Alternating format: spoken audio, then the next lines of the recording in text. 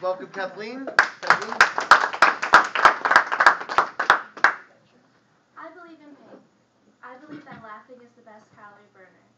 I believe in kissing a lot. I believe in being strong when everything is seeming to go wrong.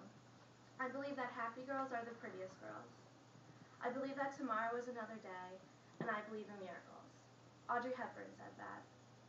Audrey Hepburn is one of the most influential people in the world. Today I will be informing you on her life and her accomplishments in Hollywood and around the world. That's her when she was little.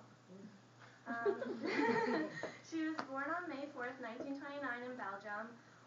Her father was Irish and her mom was Dutch. At first she wanted to be a model, but then they thought that she should do acting. So she went over to America, and at first she had some trouble because, as you can see, she's very thin, and like just short hair. They were more into like Marilyn Monroe, blonde hair, blue eyes, and she was just dark and more European. One photographer said she looked like an urchin or a boy, and now we think she's like gorgeous, so it was like weird to hear that now. And it was hard for her to land roles because she had a very European look. Her first major role was in Roman Holiday, which won her an Oscar for Best Actress. Her two most memorable performances were My Fair Lady and Breakfast at Tiffany's. And also she opposite Cary Grant in a film called Charade, which is my favorite. So people call her as a classic gem. That's what Vanity Fair said in the 60s when she did her performance for Breakfast at Tiffany's. Now I'll be doing her impact on the world.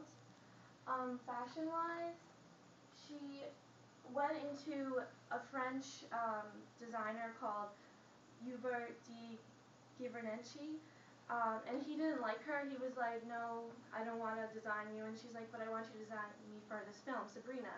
And that's the dress that she wore. It's the back of it. And now they were very famous, and it's said to be that they became best friends for years. That's what Vanity Fair said, and they were fashion soulmates. Everything was basically very girly and low cut in the 60s, and she changed that.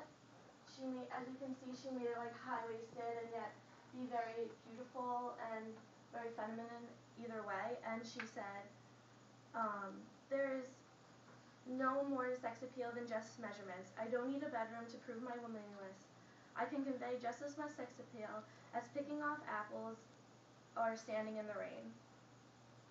Now I'll be talking about how she gave back to the world. She was in UNICEF, which is for children who are in poverty-stricken countries. An article says that Audrey said, I can testify to what UNICEF means to children because I was among those who received food and medical relief right after World War II. And another article states, though ill with cancer, she continued her work for UNICEF, so that's how dedicated she was. Even though she was really, really sick, she still wanted to help. Her first project was in Ethiopia with the famine at the time, and after that she was a lifelong member. She stated, I was born with an enormous need for affection and people, and a terrible need to give it. And I have a video. Oh. You know, like hold it. Okay.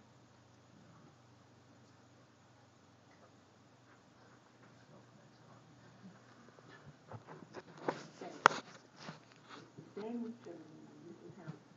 You know, they can survive and you can stand up and live another day.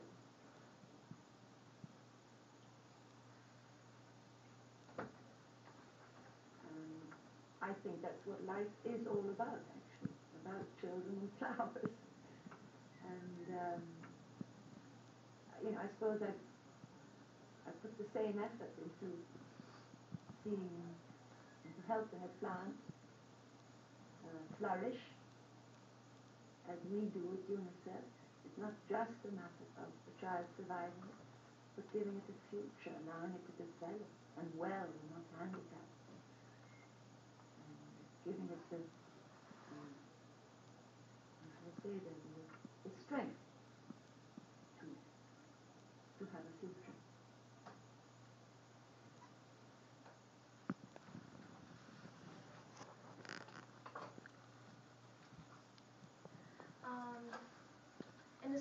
1992, she received the United States' highest civilian award, which is the Presidential Medal of Freedom.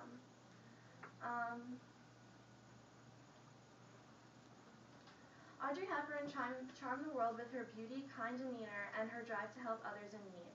On January 20th, 1993, Audrey lost her battle with colon cancer and passed away in her home in Switzerland. Almost 20 years after her death, she is not forgotten. She is still influential in pop culture today. She was also known for living life to the fullest. As she said, "I've been lucky. Opportunities don't come around often, so when they do, you must grab them."